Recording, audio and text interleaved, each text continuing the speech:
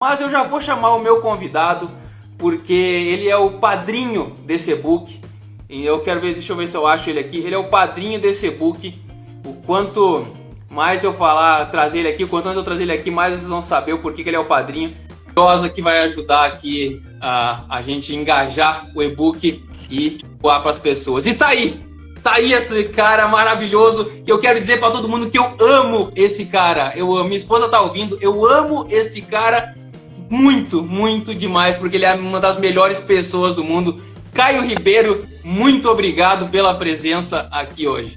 Fala, Tiagão! Parabéns pela live, parabéns pela iniciativa, cara. Muito legal essa história do e-book, principalmente de você poder ajudar quem precisa nesse momento. Conta comigo. Sou teu fã. Você ganhou, você fez. Eu gosto de jogar, mas você conseguiu o que eu nunca vou conseguir na vida, que é ganhar a liga.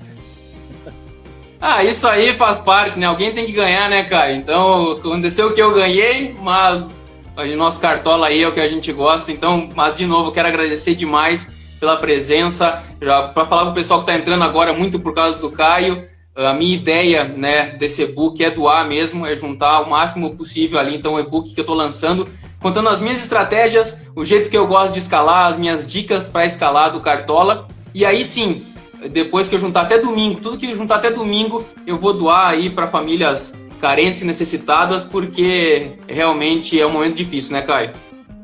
Essa pandemia mudou a vida de todo mundo, né? Todo mundo está sofrendo com essa quarentena, né? Ansiedade de poder sair de casa, de poder abraçar os amigos, os familiares. Eu tive, né, meus pais contaminados, minha irmã contaminada. Graças a Deus, eu, minha esposa e as crianças não. Mas aí a gente tem que ajudar. Esse eu acho que é um momento de solidariedade. Porque tem muita gente que, por conta dessa quarentena, não está conseguindo trabalhar. E sem trabalhar, você não consegue colocar a comida em casa, né? Então a gente precisa ajudar, principalmente a gente que tem uma condição um pouquinho melhor, poder ajudar de alguma maneira essas pessoas que estão precisando. Exatamente, essa é a ideia.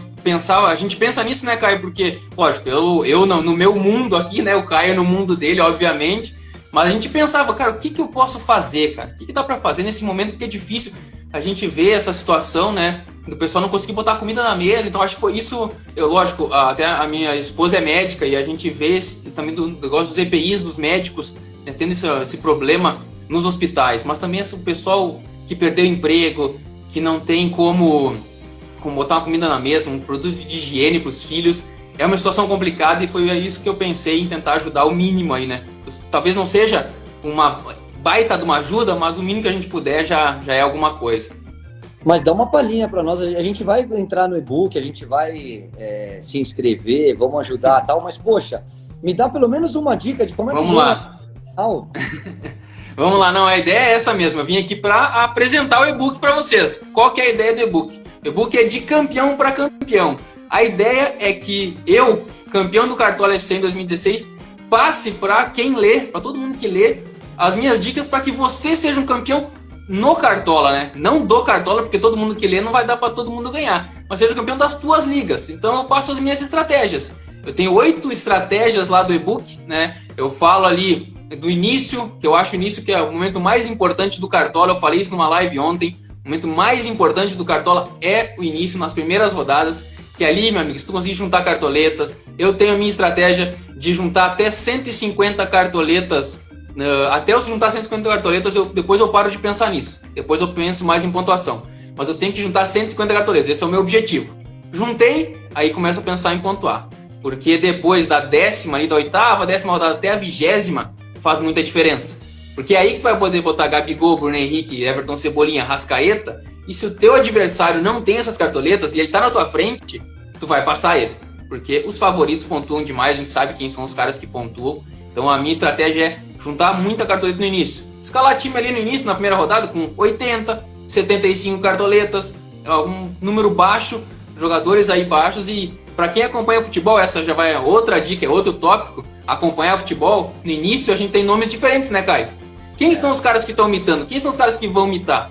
A gente não sabe, porque os caras não têm pontuação ainda. Então, para quem acompanha futebol, para quem está acompanhando os estaduais, Libertadores, Copa do Brasil, vendo aqueles nomes diferentes, eu acho que aí o Caio, principalmente, deve saber bastante aí desses caras, né, Caio? Pra gente pensar ali um cara que vale 3, 4 cartoletas, que faz diferença depois. Eu uso a mesma estratégia que você. O meu começo, principalmente as 4, 5 temporadas, sim, o campeonato, é para ganhar, fazer patrimônio, para depois eu poder contratar os caras que eu quero. Claro, tem aqueles bons e baratos, né? Sempre tem um ou outro jogador que você vai garantir uma boa pontuação. E aí depois, sabe o que me arrebenta todo ano? É que chega um determinado momento do campeonato que eu entro num ritmo de trabalho, de viagem, ou por causa da Globo, ou por causa do Caioba, e aí eu perco 2, 3 rodadas, que é aquelas 2 ou 3 dá uma despencada.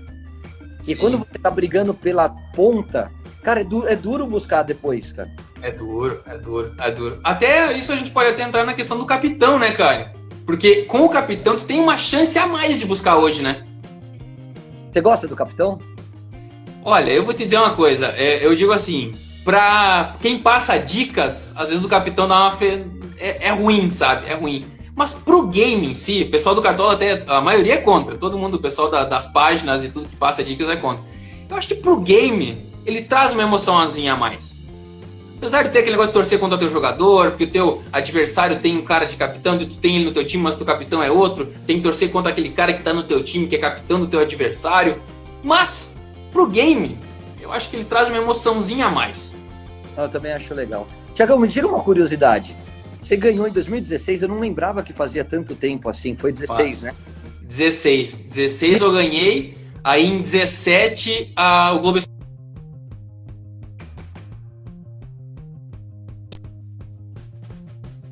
Aí, tá me ouvindo? Tranquilo? Voltamos? Aí em 17 me chamaram para ter o blog Dicas do Campeão no Globoesporte.com. E aí que eu comecei a surgir nesse mundo, né? Porque até eu fui o único campeão até hoje que teve esse espaço, né? E, cara, abracei, comecei a dar dicas, aprendi, tive muitos haters no início, porque uma coisa é tu escalar o teu time, tu fazer as tuas apostas, outra coisa é tu escalar o time pros outros e explicar o porquê que tu tá escalando esse cara, porque eu não tenho porque esse cara, não sei o quê, porque tu isso, porque tu aquilo. E aí realmente eu acabei no início me perdendo um pouco com os haters, assim. Minha família ia lá no Globo Esporte, olhava os caras xingando todo mundo e falando. Daí o pessoal ficava falando, deixa, não responde. E aí fui com o tempo aprendendo a lidar com os haters, falo isso no e-book também. Você sabe que uma das dificuldades que eu tenho é que uma coisa é, agora você também é uma pessoa pública no sentido de ter o seu blog, de dar suas dicas e ser cobrado por isso. Mas a gente é apaixonado pelo jogo. Então, além da profissão, né, e eu sempre falo que o Cartola agrega muito conhecimento para eu seguir o jogador, para eu saber a estatística, quantas roubadas de bola um meia pode ter, quantas defesas difíceis um goleiro faz. Cara, sabe qual é a minha dificuldade? Eu queria saber se acontece com você também. Cara, eu quero ganhar as minhas ligas. E aí, exato, eu dar as dicas, eu falo, cara, se eu der as dicas, os caras que estão jogando contra mim vão colocar o mesmo jogador que eu. Cara, minha cabeça fica um trevo. Às vezes eu coloco 3 ou 4 caras e nem ponho o mais forte de todos, que é a gente, na hora que fecha o mercado, meus amigos entram no grupo e falam, quero ver se você vai colocar o Casares, quero ver se você vai colocar o Pato que você indicou lá. Eu falei, cara, eu indiquei lá. Lá é pessoa jurídica, aqui é pessoa física, eu falo quem eu quiser. Mas é duro, né? E aí tu é bem isso, porque o pessoal sabe o nome do teu time, né? Aí tu dá a dica no site, aí tu não bota no teu time, aí o pessoal vem cobrar depois. Mas tu falou que deu a dica do cara lá, mas no teu time principal tu não botou o cara. Aí tem mais cobrança ainda, né?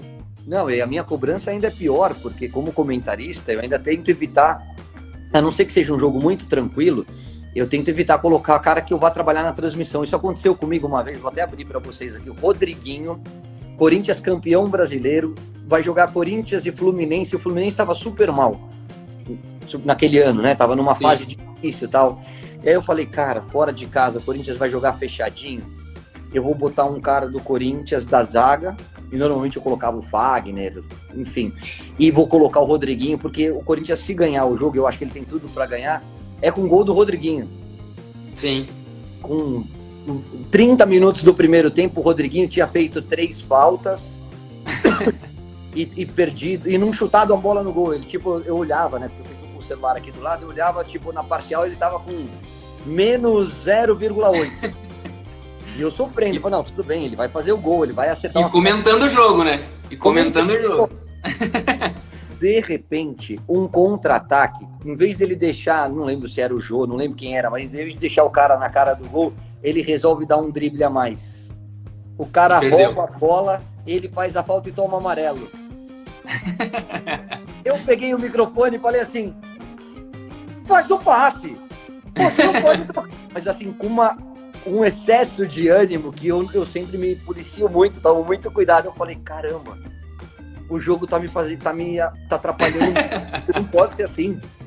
Aí eu falei, sabe, você percebe que eu tava muito veemente na crítica, eu baixei e falei assim, principalmente porque é um jogador importante, e aí num segundo amarelo, eu já baixei o tom e falei, cara, não posso escalar mais os caras que eu tô trabalhando na transmissão. A não ser que eu tiver muita convicção, então eu evito, agora eu não escalo mais. Mas é isso que eu ia te perguntar, até. Eu lembro dessa história, eu lembro tu contando isso, e agora, assim, tu segue muito com essa visão de não escalar os caras, ou tu abre exceções, porque às vezes tem uns jogos que não tem como, tem uns jogadores que não tem como tu deixar fora. Tu tá abrindo exceções, tu deixa, tu já pensa na hora de comentar, não, deixa eu não posso ser clubista, não posso torcer pro cara, tu muda o teu comentário ou não? Não, eu abro exceção, não é uma regra, eu procuro evitar, e como aconteceu uma única vez, e rápido, as pessoas em casa acho que nem perceberam, se eu não contasse, sim, acho que ninguém nem teria percebido, mas você já se policia. Então eu escalo, mas falo, poxa, não confunda as coisas, é um game, é uma brincadeira, aqui é tua profissão, tem o lado humano do jogador que eu sempre respeitei muito e tal. Mas aí acontece o seguinte, muitas vezes faz de conta que o Flamengo, que é o atual campeão, vai jogar contra o... Cara, quem foi o Lanterna do ano passado? O América. O CSA. Uhum. E aí, contra o Avaí, porque o CSA ainda deu um pouco mais de trabalho. Contra o Avaí, com todo respeito ao Avaí, no Maracanã. Sim. E o Avaí tá sem o goleiro e o Flamengo tá com o time completo. Aí eu falo, cara, eu vou carregar no Flamengo. Vou botar uns 4, 6 jogadores do Flamengo. Normal. E aí, de repente, o Avaí encontra, como aconteceu com o próprio CSA, encontra uma bolinha lá e faz 1-0, segura. A torcida do Avaí vem em peso, porque o meu time, todo mundo sabe. Sim. Torceu contra, eu falei, não torci contra nada. Achei que fosse perder o jogo. Então eu tenho que tomar cuidado, assim. Eu coloco os jogadores em que eu vou trabalhar no jogo, mas muitas vezes eu não carrego no jogo da transmissão. Aí eu evito para não causar essa raiva por parte do torcedor. Não, imagino que o pessoal, porque a gente fala muito do pessoal vai nos Instagrams dos jogadores. O cartão, porque tu não chutou e tudo mais. E contigo acontece isso na escalação que tu faz, dos caras te cobrar alguma coisa? Ah, cara, tu botou muito jogador do time que vai jogar contra o meu. Tu botou muito jogador, tu não tá confiando no meu time. Tem isso contigo também, não? Tem, toda hora. Uma vez, um avião, a gente ia fazer São Paulo e Atlético Paranaense na Arena da Baixada. E eu tenho um bom relacionamento com os jogadores, a gente sempre tá batendo papo e tal. E aí eu tava no aeroporto, assim, a gente tava no ônibus pra ir pra pista, e aí os jogadores vieram e falaram assim, pô, quem que você escalou? Tal, a gente começou a conversar.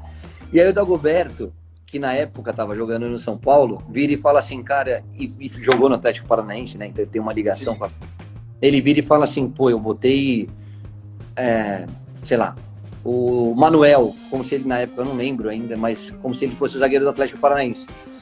Os caras do São Paulo, você tá de sacanagem? Contra ele?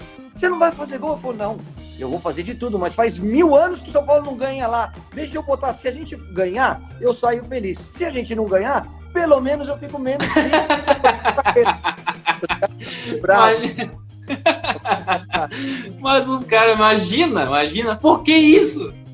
Mas tem muito, né? Porque eu fico pensando nos jogadores. Tu tem mais contato, obviamente, com os jogadores. E às vezes os caras, será que eles escalam contra o time? Ou não? Tipo, vai jogar, vamos na mesma situação do Flamengo e Avaí. Tem alguém do Avaí que joga cartola, feroz ali, valendo grana e tudo mais. E o cara vai jogar no Maracanã contra o Flamengo. E o cara vai lá e bota o Gabigol. Será que tem? Alguém já te contou alguma história dessas? Não precisa citar nomes. Tem. Eles colocam, mas eles evitam. Eu acho que principalmente os times maiores, né, os times que brigam lá pela ponta do campeonato, esses caras, eles evitam colocar a conta.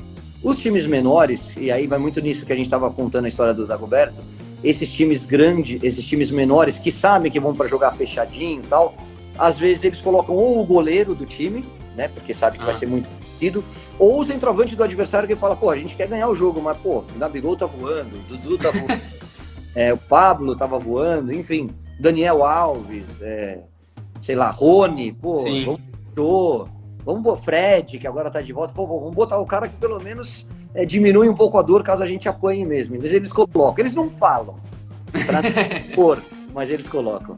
Então, mas é difícil, porque realmente na hora que tu vai ali, né, tem um pouco do clubismo. Você imagina o jogador, se quando eu fui campeão, eu era clubista, tu imagina o jogador que tá ali pra jogar contra o cara, né? Então, eu na minha época até, digo, os últimos campeões todos foram clubistas, não escalaram contra o time do coração. Tu imagina o jogador, né? O cara que tá ali vai jogar contra o cara, quer fazer de tudo pra vencer e tá pensando no Cartola também. Eu imagino que pros caras deve ser... E deve dar uma resenha do caramba também. Bom, deixa eu mandar um monte de abraço aqui. Eu sei que o Guardiola do Cartola tá aí, o Beto tá aí do Cartola FC Mix. Rogerinho, abraço, amigo. Saudade de você. Deixa eu mandar um beijo pra Carol Bernardi.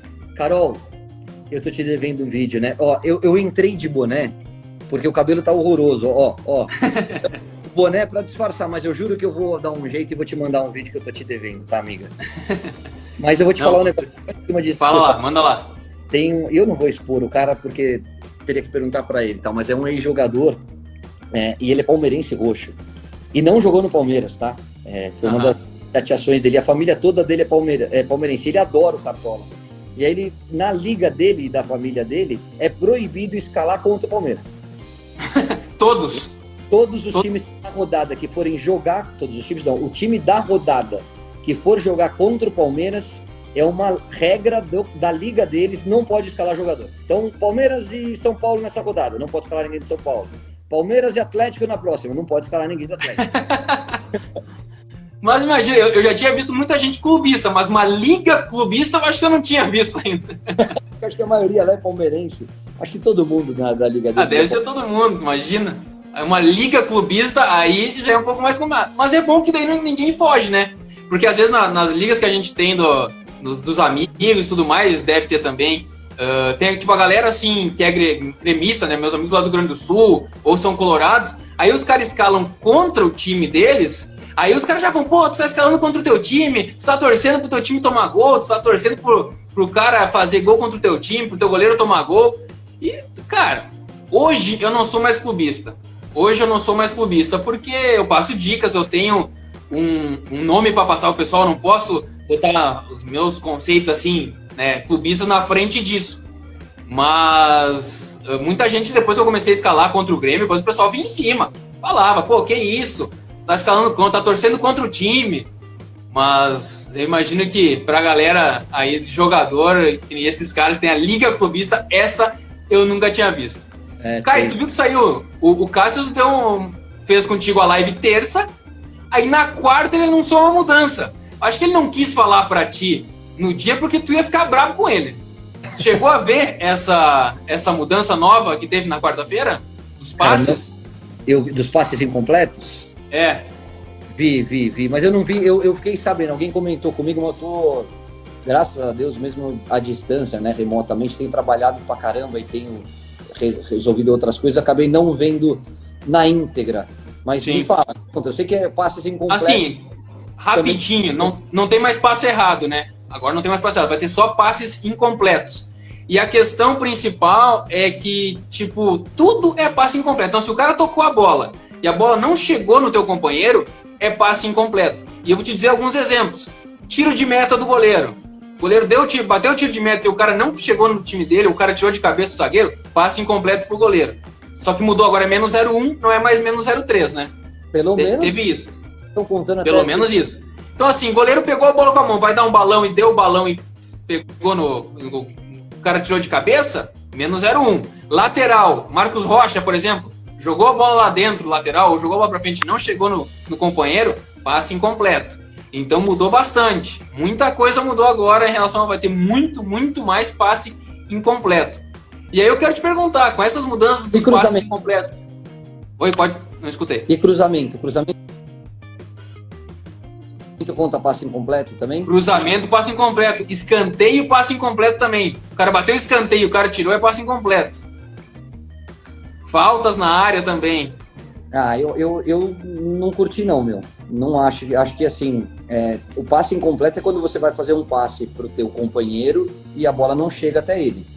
Sim. Mas eu acho que tiro de meta e cruzamento são situações diferentes.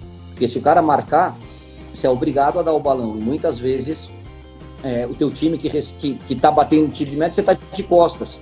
Então é mais difícil de você dar a casquinha, né, de cabeça. O cruzamento é a mesma coisa. Você tem que pôr a bola na área, claro.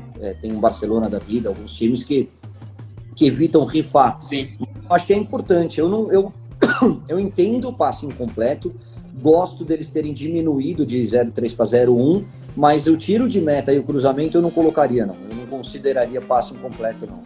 Então, acho que eles entraram porque esse novo fornecedor de scouts, né, parece que ele não trata mais o passe errado, ele só trata como passe incompleto. Então eles pegam todos os passes incompletos e vão tratar agora com menos 0,1. Eu até falei pro Cássio, até falei no meu Instagram, falei assim, cara, eu acho que eu tiraria isso. Não tem mais passe errado, não tem mais passe incompleto, tira. Para não ficar nesse menos 0,1, menos 0,1. Alguns jogadores, assim, eu acho que os jogadores que erravam passes, que erravam 5 passes no jogo, agora vão ter que errar 15 para dar a mesma coisa. Mas eu acho que goleiro, no tiro de meta, lateral, o cara que bate o lateral, cruzamento de escanteio, o cara que não errava muito, aqueles meias que não erram muito passe, tudo, vão nos cruzamentos para esse de escanteio de falta, passe errado, eu acho que isso aí vai dar uma boa prejudicada, né?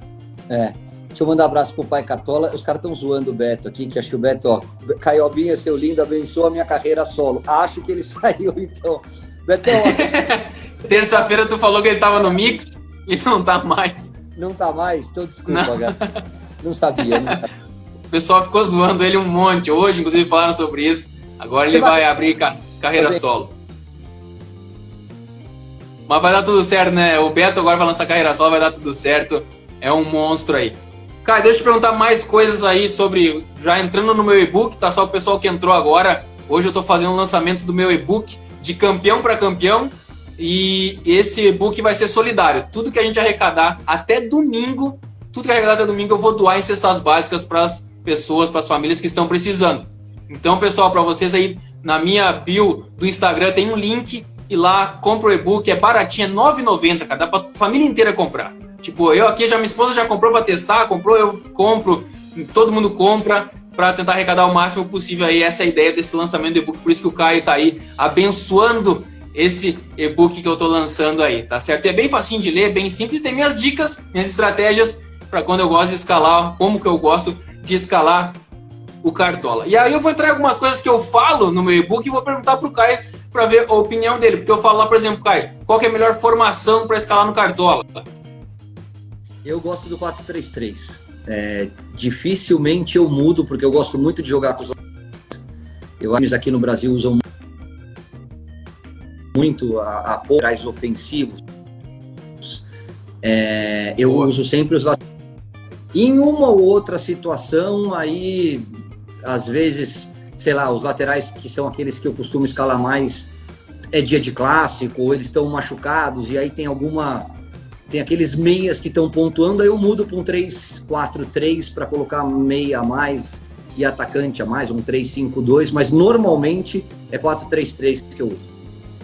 Então, eu falo isso lá também, vou abrir aqui até não tem por que não falar. Eu falo muito 4-3-3 justamente por causa disso que o Caio falou. E ele entrou no ponto chave, que eu acho que é os laterais.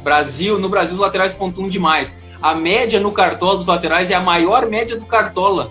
A maior média do Cartola são os laterais. Então, pessoal, não dá para jogar sem lateral. Eu, em 2016, Caio, escalei em 37 rodadas com 4-3-3. Só uma eu fui no 3-4-3, que foi por causa dos meias estavam bem, não tinha muito lateral. Então, foi uma mudança ali que eu fiz em uma rodada só. O resto foi tudo com a mesma. E deu certo? Eu acho que deu certo, né? Acho que deu certo. E uma pergunta que eu quero fazer para ti, que eu acho que isso é uma das principais polêmicas que eu trato, até se o pessoal entrar no meu Instagram.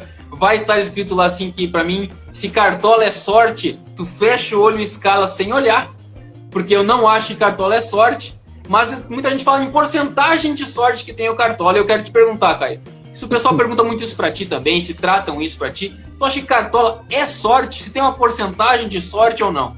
Não, talvez uma porcentagem pequena, mas eu acho que não é sorte, não.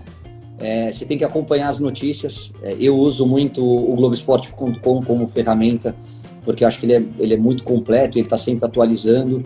E eu procuro em alguns times que não tem tanta visibilidade aqui, apesar do Globoesporte.com dar audiência para todo mundo, mas às vezes eu entro na página do time para entender um pouquinho como foi a semana deles. Que é uma das coisas que eu trago muito para o meu comentário na TV, eu tenho muito bom relacionamento, então eu gosto muito de conversar durante a semana com os jogadores, com o empresário do jogador, com os treinadores, para entender um pouquinho como foi a semana. Tem um pouco de sorte? Claro que tem. Às vezes, o cara perde a passada e a bola bate na mão dele, ele toma um amarelo e era o teu capitão. Cara, isso é do jogo. E eu acho que o futebol é essa paixão justamente por conta desse imponderável. Acontece. Vai acontecer. Mas para mim, Cartola é acompanhar a notícia, entender o perfil dos times. Então, tem aquele time que pontua mais em casa, tem aquele time que joga mais fechadinho fora. Para mim, não é achismo, não. Para mim, ganha quem realmente entende. Entende do jogo e entende de futebol. Exatamente. Boa resposta. Parece que o Caio parece que ele leu o meu e-book e tá falando exatamente o que eu escrevi aqui, porque é impressionante o que ele falou. Porque ele falou agora no final assim, de entender futebol e entender do Cartola, né? Entender do Cartola. Porque realmente, você tem que entender, tem que se adaptar. Essas mudanças que a gente tá tendo agora, é mudança para todo mundo.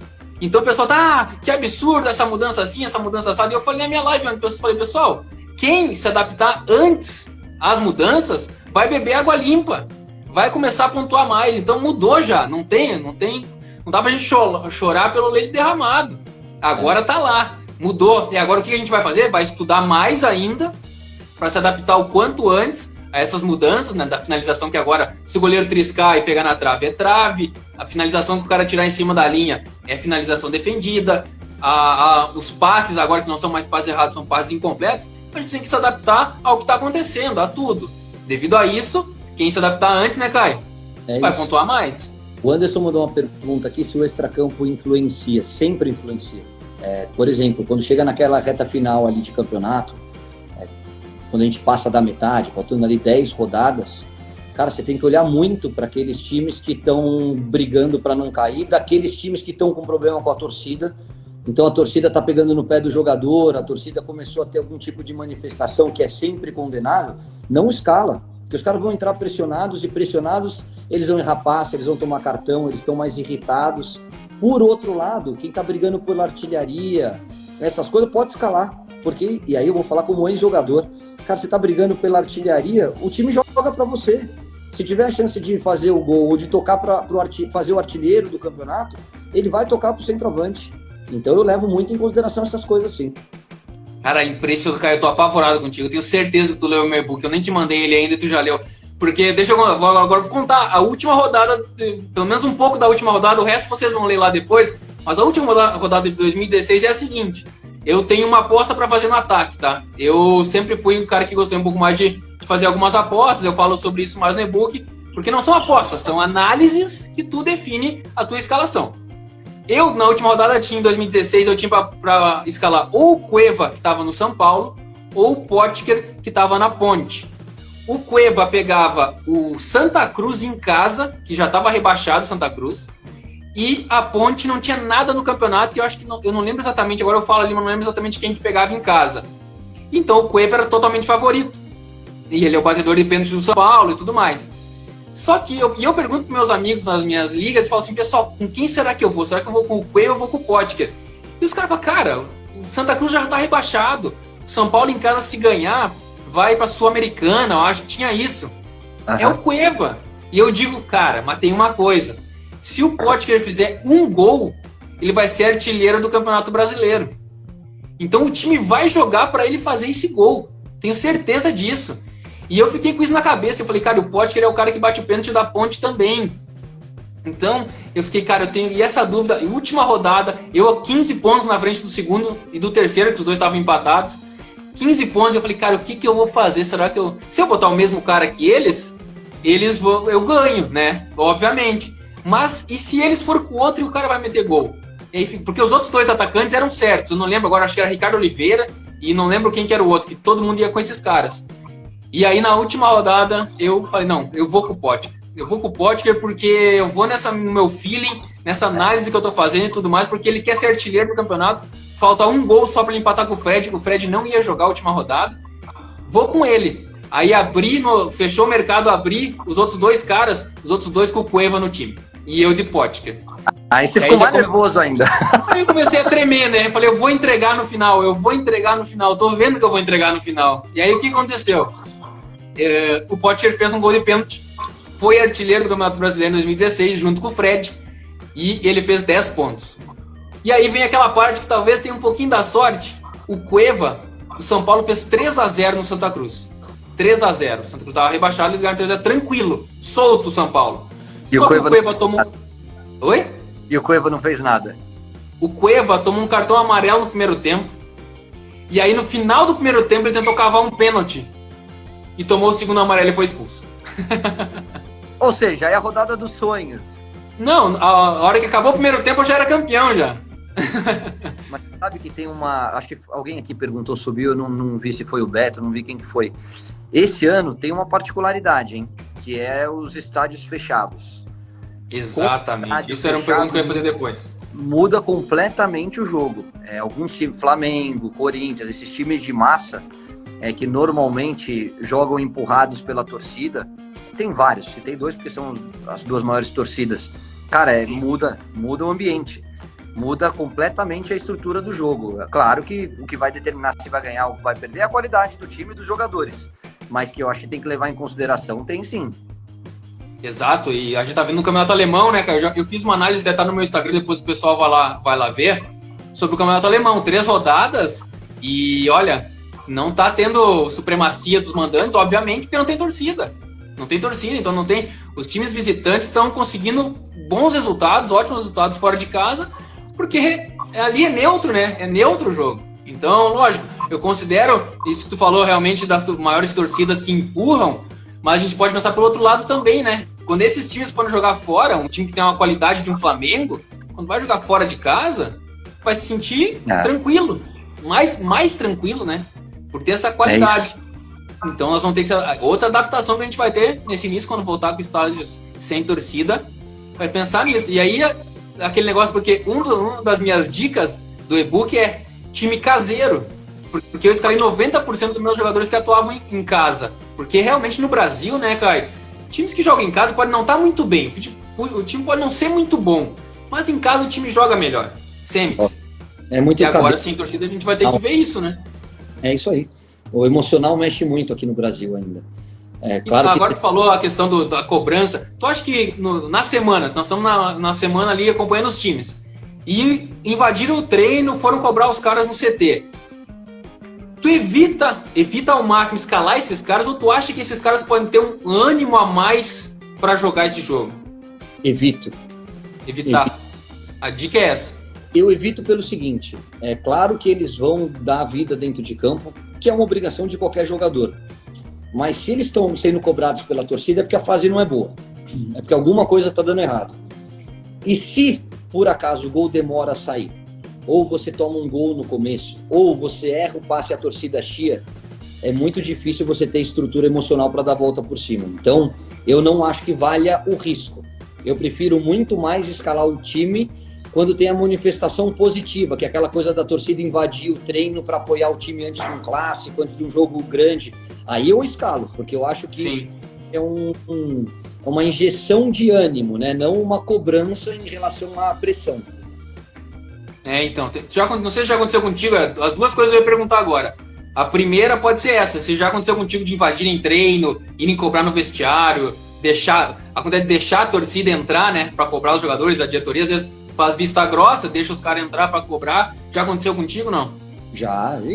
Comigo já aconteceu tudo no futebol. para você. Lembra mais ou menos como é que foi? Como é que os jogadores se sentiram no momento? Se realmente dá uma travada? Eu estava no Santos, nós tínhamos um time muito forte, em 2000, eu não lembro se foi 2000 ou 2001, desculpa, tá, gente, mas eu acho que foi 2001, eu acho. O que acontece? Era o ano que a gente perdeu no ano anterior nós perdemos a final, não, foi nesse ano, foi no ano seguinte. Em 2000, eu volto para o Santos, né, eu faço 98 e 99, eu chego no Santos em 97, 96, 97, vou para o Flamengo em 98, 99 e volto para o Santos em 2000. Mas resumindo, a gente tem um time muito forte, a gente vai para a final do Campeonato Paulista e a gente perde para o São Paulo, para mim o que foi a maior derrota da minha vida, porque era a oportunidade. É a que mais me doeu. Primeiro porque era contra o São Paulo, que era o time que tinha me revelado, onde eu tinha grandes amigos. Segundo porque o Santos tinha me trazido de volta da Europa e eu sempre gostei muito de jogar no Santos, tenho grandes amigos lá até hoje. E era a maneira de ganhar o título, acho que eram 15 ou 16, eu estou tentando fugir dessa luzinha aqui. Eram 15 ou 16 anos de tabu, e se você ganha um Campeonato Paulista, você escreve teu nome na história do clube. Então tinha muita coisa ali, e o nosso time era bom, muito bom. E aí a gente perde o primeiro jogo de São Paulo de 1-0, e o time de São Paulo era um timaço, né, França, acho que o Raí, não, acho que o Raí não, o Raí voltou no outro ano, acho que o Raí não estava mais. Mas era um timaço, era França e companhia. Dodô estava comigo, perdão. E aí o que acontece? O resumo da história a gente perde o Campeonato Paulista e na semifinal a gente ganha do Flamengo, depois a gente perde, na mesma semana a gente vai jogar contra o Flamengo, a gente faz 4-0 no Flamengo no Maracanã, chocolate, 2 gols mesmo, 2 do Dodô, depois faz mais 5 ou 6 numa Vila, no Flamengo que era campeão carioca e tal, e a semifinal da Copa do Brasil contra o Cruzeiro. Resumo, eu quebro o nariz. Meu nariz, eu tomo uma cabeçada sem querer do Marcelo Dias, zagueiro do Cruzeiro, sangue pra caramba, tal, eu tenho que operar o nariz. E aí eu fico afastado uns 2 meses do futebol. E quando eu volto, o Edmundo vem pro meu lugar. E o Edmundo jogou muito mais bola do que eu. O Edmundo foi um craque. Eu fui um bom jogador, tenho muito orgulho do que eu conquistei. O Edmundo foi um craque. O Edmundo era brincadeira. Só que então o Santos tinha uma estrutura muito forte de um time que tinha sido vice-campeão paulista, que estava brigando por tudo, e chegou o Edmundo pro lugar do Caio. O time melhorou. Teoricamente, o time estava muito mais forte. E não encaixou. Porque o Edmundo tinha problema de relacionamento com o Rincon, e entre outros probleminhas que nós tivemos lá naquela temporada. Normal, né? Normal.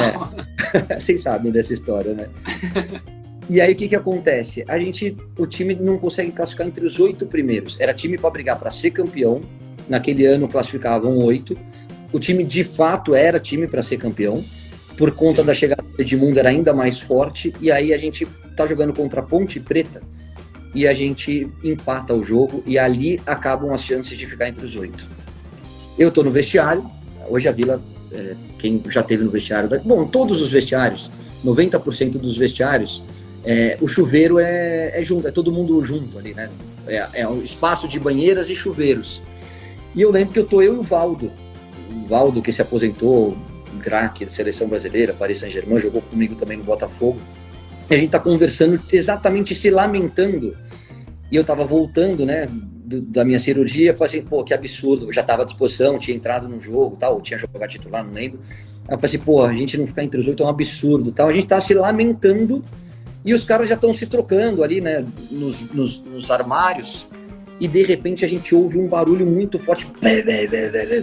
E tinha uma maca do lado do vestiário, dos chuveiros, que era do lado das banheiras. E tinha uma parede, só que era uma parede que não ia até o teto. Na hora que eu olho, a cena que eu vejo é o nosso segurança com um Gatorade aqui na mão, e a torcida invadiu o vestiário, segurando o segurança pelo pescoço. Os caras invadem o vestiário, e aí a situação... Só que imagina assim, cara, eu tô pelado, não tem condições de sair pra brigar pelado. De 20 segundos, é tudo muito rápido, que parece uma eternidade, mas é tenso. E aí eu olho, então eu tô aqui em cima do chuveiro, tem uma parede aqui, eu tô olhando aqui, tá, torcida de um lado e os jogadores do outro. Aí vem na linha de frente, Rincon, Fábio Costa, e eu acho que era o Casimiro, Fábio Costa, gostava também. Não, os caras... os grandões tomaram a frente, o Fábio Costa pega uma tesoura e vai pra cima dos caras e fala, o primeiro que quiser pra porrada, alguém vai morrer aqui. E vai com a tesoura pra cima dos caras. Nossa senhora, cara. Super tranquilo. Tragédia anunciada ali. E aí o que acontece? Nessa confusão, eu não lembro quem foi mesmo, porque, cara, eu tô sem respirar aqui falando, meu Deus, vai estancar a porradaria. Um dos nossos, acho que o nosso roupeiro, o nosso massagista, acho que o Jorge, ele sai correndo pra rua, porque se a briga era desse lado, o vestiário do Santos tem entrada aqui e a rua aqui, né? Então aqui pro outro lado, vai. A briga tá da metade pra cá, aqui estão os torcedores, aqui estão os jogadores. Ele foi até a rua e voltou com a polícia. Ah, conseguiu. Muito rápido. Então a polícia chegou rápido e aí já expulsou os caras. Não teve nenhum tipo de agressão. Só o nosso roupeiro, que não foi nem um soco, nada, travaram ele na parede, tipo, não se mexe. Mas ia ficar feio, cara. Foi a situação mais tensa. Imagina, cara. Imagina se o cara, porque os caras são loucos, né? O Fábio Costa tá com uma tesoura na mão, o cara vai pra cima do Fábio Costa. A tragédia tá anunciada. Foi pesado, mas ali, e eu entendo o Fábio, ali você não pode recuar, cara, porque os caras estavam muito bravos, com razão, porque o time não tem razão em invadir vestiário e bater em jogador. Eu entendo a frustração e a chateação deles, porque o time era time para ser campeão e não estava nem entre os 8. Mas, cara, foi tenso. Mas eu imagino, e daí depois disso aí, cai a moral, os jogadores começam... É que ali já tava eliminado, né? Não era uma situação de brigar ainda. Mas não, eu imagino que nessas questões cai a moral, né? Imagina. Eu lidei 2 vezes, né, em toda a minha carreira com risco de rebaixamento. Nunca caí, graças a Deus. A primeira foi com o Flamengo. Com o Flamengo não. O Flamengo foi um pouco mais tranquilo, vai. Uma foi com o Grêmio. Mesma situação, time para ser campeão. Primeiro ano de pontos corridos, ano do centenário, a gente perde, a gente larga o estadual para focar na Libertadores. Não vai nem para final do estadual, mas era avisado. E na Libertadores a gente cai nas quartas, alguma coisa assim. Naquele ano que o Boca foi campeão, ganhou do Santos a final, no Morumbi. Então, eu já vou explicar para vocês porque que tá ficando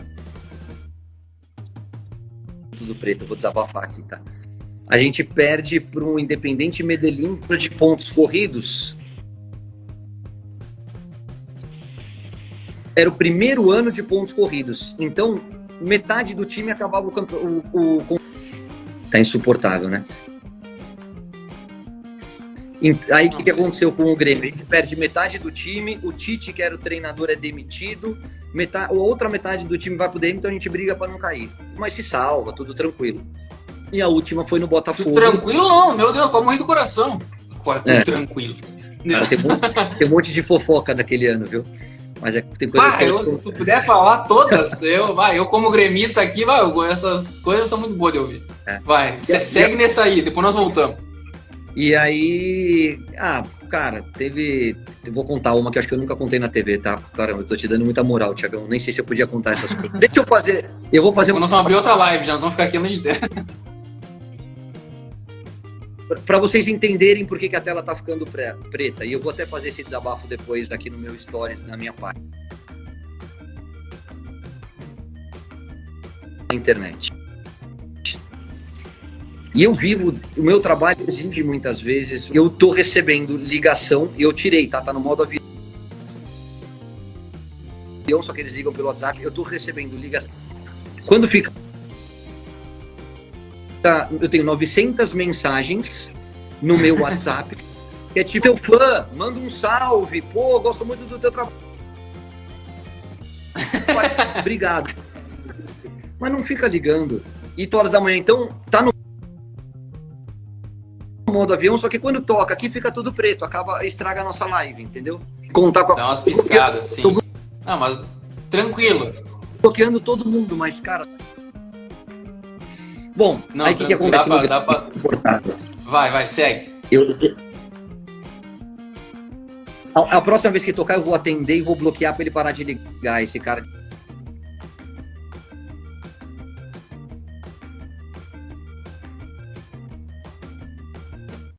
Acho que deu ruim com o Caio aí, hein? Acho que ele foi atender o cara, hein? Foi? Deu certo? Voltamos? Eu voltei. Então, o único jeito deles pararem é você atender e bloquear o número. Aí ele para de te ligar. Só que aí o que ele faz? Ele liga junto com o amigo. Uma delícia, tá super gostoso. Vocês acharem que eu tô mentindo, eu vou colocar um númerozinho. Isso que eu fiquei, antes da live, eu fiquei 1 hora pagando. Eu já paguei mais de 100, mas tem umas 800 ainda. E aí você perde mensagem legal de gente importante. Você não responde porque você não vê, porque tem muita mensagem. Sim. É um bananão esse cara mesmo, mas vale. Mas vou contar pra você como gremista. Cara, eu tinha Chega um treinador, o Adilson chegou no Grêmio e tal, e aí eu comecei a jogar e tal, e no final ele me tirou. Ele me tira do time, pelos motivos dele, enfim. Será que eu posso contar essas coisas? Vamos. Não, tu que sabe, se puder, se quiser omitir nomes... Não tem problema nenhum com a Adilson. O que aconteceu? O Grêmio vai jogar um jogo contra o Santos na Vila Belmiro, e eu não sou convocado, porque, enfim, por N motivos. E aí eu tô em São Paulo, e eu era um cara muito querido, né, dentro do time, dentro do elenco e tal, graças a Deus sempre... E pela torcida também, E aí eu não concordei com algumas coisas que foram feitas aquele ano, e aí por isso eles me tiraram. Nós não fomos para a imprensa, eu não falei nada, a diretoria não falou nada, o treinador não falou nada, mas é porque eu peitei a diretoria em algumas coisas que eu não concordava que eles estavam fazendo, e aí eles me excluíram. Eu não podia ficar quieto, mas tudo bem. Aí, um dos caras, o Marcelinho, lembra o Marcelinho, que era um atacante, que estava entrando bem, ele machuca... Eu lembro. Eu lembro, a galera não vai lembrar, mas eu lembro. E aí o Tinga, os caras me ligam e falam, Caião, onde você tá? Eu falei, tô em casa, tô aqui em São Paulo, vim pra ver minha família, não fui convocado. Falei, cara, fique esperto que o Marcelo estourou o posterior da coxa, ele não vai poder jogar, cara, nós vamos pedir pra você voltar. Eu falei, cara, claro, cara, tô super à disposição. E aí o que o Grêmio faz? Ele coloca o Marcelinho no banco, não utiliza o Marcelinho pra não me colocar de volta. Eita! Cara, eu fiquei louco da vida. Pô, já tava bravo, muito chateado, quando tava acontecendo, eu fiquei muito bravo. E ó, amo o Grêmio, hein? Não, absolutamente nada contra o Grêmio. Foi aquela coisa de algumas pessoas que estavam naquele ano. E aí a gente volta e a gente tem que ganhar do Corinthians rodada pra cair. Lembra disso? A gente vai pra jogar contra o Corinthians. E aí, qual o nome que tá na relação? O meu. O teu. Aí eu virei e falei assim... O amigo começou a ligar agora. Eu não joguei, eu não treinei nas mexidas durante o treino. Em nenhuma das mexidas que eu fui pro treino.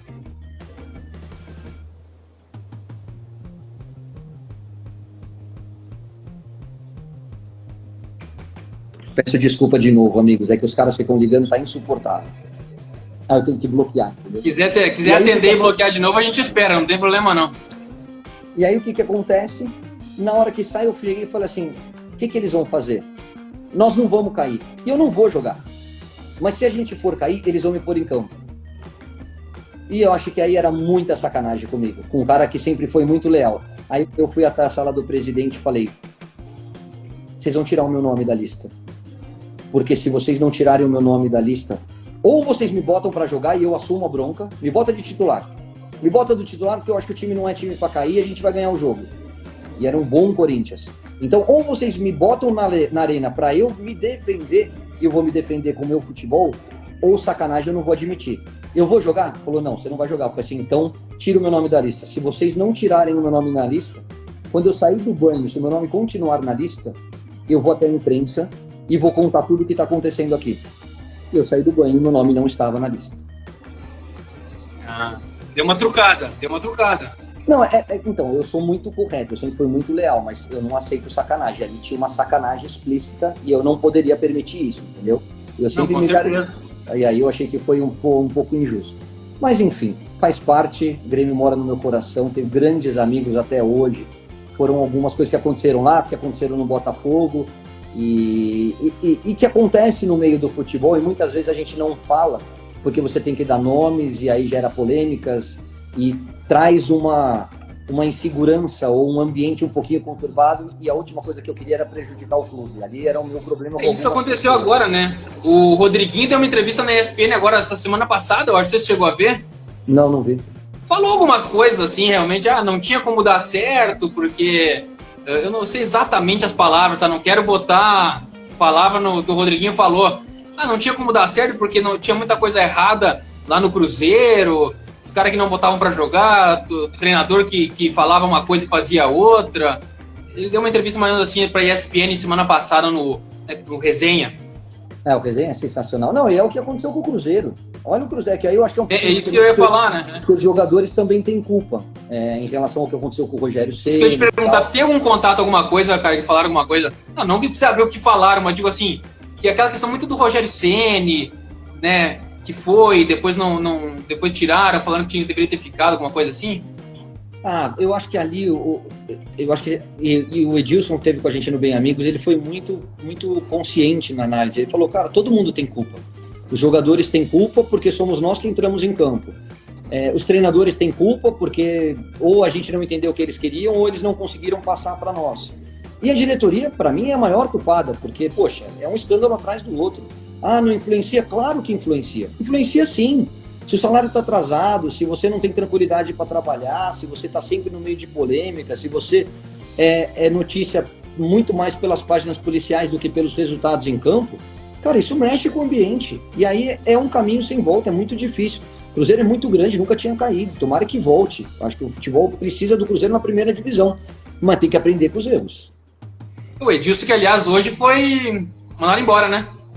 O Edilson? Edilson e o Robinho. O negócio realmente tá complicado, né? A hora que estoura não adianta, né, cara? Tu vê, a hora que é aquilo que a gente tá falando, é uma bola de neve, né? É isso a gente aí. fala, e às vezes a gente pensa que quem tá de fora, que nem a gente vai escalar jogador no Cartola, a gente pensa, não, a torcida foi cobrar, agora os caras vão jogar mais. A tendência é que joguem menos, né? Não, e eles manipulam um pouquinho a informação, entendeu? Isso eu falo nos meus comentários, falo, cara, não acredita em tudo, não. Porque eles mentem peso de jogador, eles mentem que o salário está atrasado, que eles devem muito mais do que eles dizem que devem.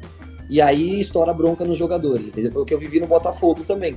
No meu último ano de clube, chegou uma hora, se você buscar, se vocês derem um Google aí, põe Botafogo e Fortaleza. 2005, 2006. Caraca, eu sou péssimo de data. Mas eu acho que é 2006. Acho que é 2006, que eu começo na Globo em 2008, então é 2006. A gente vai pro último jogo e eu sou o pivô da crise. Por quê? Porque eu era um cara que me expressava bem, então a imprensa veio em cima de mim na véspera do jogo e falou, Caio, o que você acha? Isso eu tô encurtando a história, tá? Porque ela é comprida. Você acha que o Botafogo chegou a liderar o campeonato, depois ficou na zona de Libertadores e hoje briga pela Sul-Americana? A gente tava brigando pelo 8º lugar, assim, que é uma campanha legal, mas a gente tinha time para muito mais longe. A culpa é dos jogadores, a culpa é dos treinadores ou é da diretoria? Do treinador ou é da diretoria? Eu falei, na véspera do jogo, você não quer que eu te responda isso, né? Agora, o que eu preciso é passar confiança. Não preciso... Amanhã a gente conversa. Depois do jogo eu te respondo, mas não agora. Mas num sentido de, tipo, pôr panos quentes. Cara, sim. A torcida... E já tinha uma confusão que a imprensa... Porque os jogadores quiseram fazer uma greve, eu fui contra a greve. E saiu na imprensa que eu era o pivô da crise porque eu tinha estimulado a greve. Fui contra. Não sei se eu já falei isso. E aí é negativo, tá querendo greve e tal. Eu e mais um fomos contra, só. E aí estourou tudo em mim, eu falei, não tem problema, deixa. E aí a gente vai para jogar contra o Fortaleza, e na hora que eu entro em campo, toda a imprensa vem, você prometeu uma declaração bombástica. Eu não prometi nada. Eu só falei que responderia depois do jogo. E aí aquela confusão, e a gente ganha o jogo do Fortaleza de 2-0.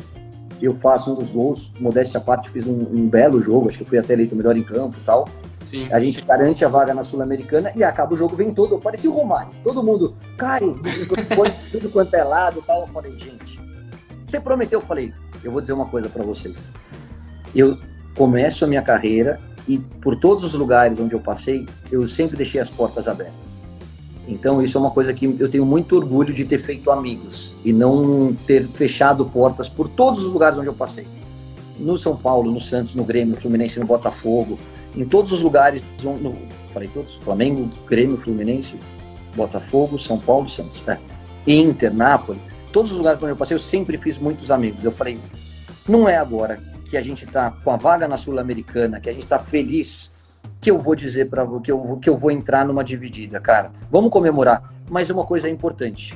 O Bebeto tá ali, Bebeto falecido, ex-presidente do Botafogo, tá ali no camarote. O Botafogo lançou uma nota oficial que não entendia a greve, porque os salários estavam em dia, só faltavam premiações e mais um monte de coisas. Vai lá e pergunta se é verdade. Vai lá e pergunta se é verdade. Se ele disser que é verdade, volta aqui. Eles foram lá, e aí o Beto, não, vamos falar da Sul-Americana. Ou seja, aí virou. Todo mundo aí saiu como herói, né? Todo mundo que achou que eu era o pivô da crise falou, não, o cara tá certo. E eu tava certo, mas eu não tinha nada a ver com a crise. Eu era o cara contra a greve, contra a crise. Eu era o cara que estava justamente pondo panos quentes e não estimulando a revolta. Só que o grupo estava revoltado, conta de salário atrasado e tal. E aí todo mundo da empresa falou, pô, o Caio não tá mentindo. Quem tava mentindo era a diretoria e a nota que eles soltaram. Aí acabou tudo bem.